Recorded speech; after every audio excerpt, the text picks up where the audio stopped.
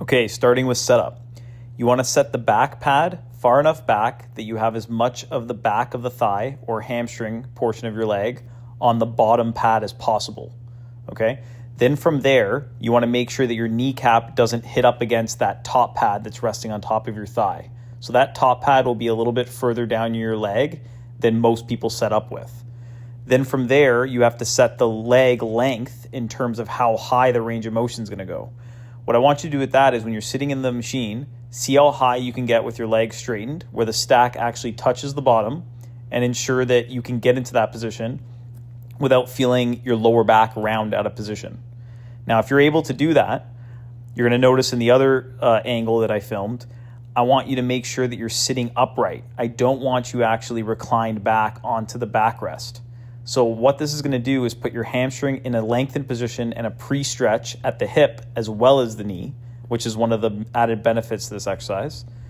And then from there, you want to make sure that your pelvis and your lower back do not move at all throughout any of the reps.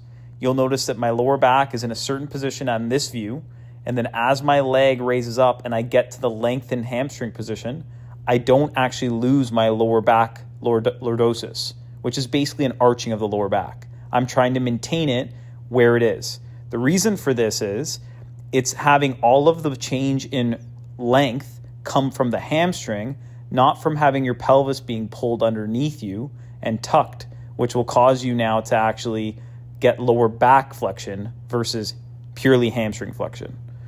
Okay, so from this position, that's the big thing to focus on.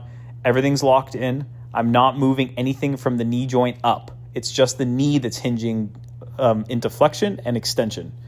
Every rep, when I get to the top of the rep, I want you to make sure that the actual stack touches the bottom. Okay, so you're getting to a dead stop position at the top. Then from that dead stop, you're really thinking of trying to drive the back of your ankles down into the pad on your sock, or on my sock in this position, while simultaneously you're trying to push the top of your thigh up into the pad that's on top of your lower leg, on top of the lower portion of your thigh.